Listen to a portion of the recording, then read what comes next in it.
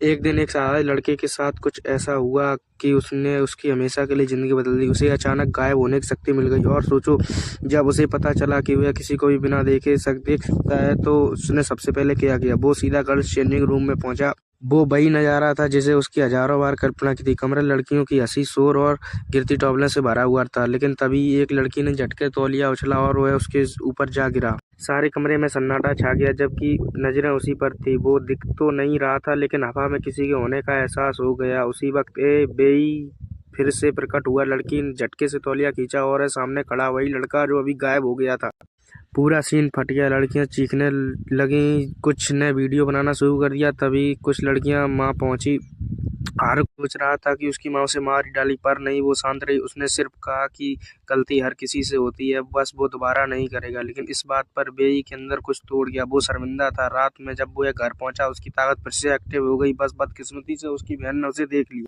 वो तुरंत उसकी मुंह पर हाथ रख देता है। किसी को मत बताना। बहन डर के मारे सिर हिलाती है। फिर वो उसे पूरी सच्चाई बताता है। कहानी कुछ दिन पहले की थी, जब वह एक स्कूल में मास्क पार्टी में वो स्पाइडरमैन का सूट पहनना चाहता, लेकिन पैसे नहीं थे, तो दुकानदार ने उसे सुपरमैन का सूट दे दिया। उसे पहनोगे तो उसके अंदर पावर आ जाएगी। बेई ने सोचा क्यों नहीं।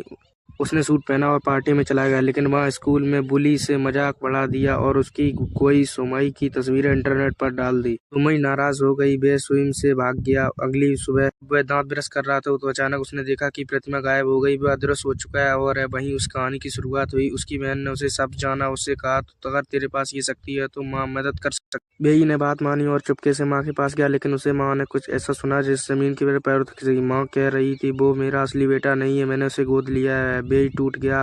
वो घर से निकला, अपने कुत्ते के साथ बीच चला गया तो वह लड़कर था। उसने तभी गेट सोई से कहा कि कुछ लड़के लोग उठा ले रहे हैं। दौड़ पड़ा। तब उसकी मुकाबला गुंडों से नहीं हुआ। उसे जमीन पर पटक दिया। जब उठा तो उसकी गाड़ी जा चुकी थी। सोई को ले गया उसके सीक्रेट बॉस में बेई जाना था। उसे बचाने के लिए वह घर दौड़ा ताकि अपना सुपरमैन सूट पहन सके। तब पर उसी झटका लगा। वो सूट उसकी माँ ने धो दिया था और उसकी शायद छिपने वाली ताकत भी चली गई थी। बेई टूट गया, अकेला रह गया। वह बीच पर बैठा, हवा चेहरे उसके पर चल रही थी। तभी एक अजनबी उसके सामने आ खड़ा हुआ। उसने कहा, मैं तुम्हारा असली पिता हूँ। बेई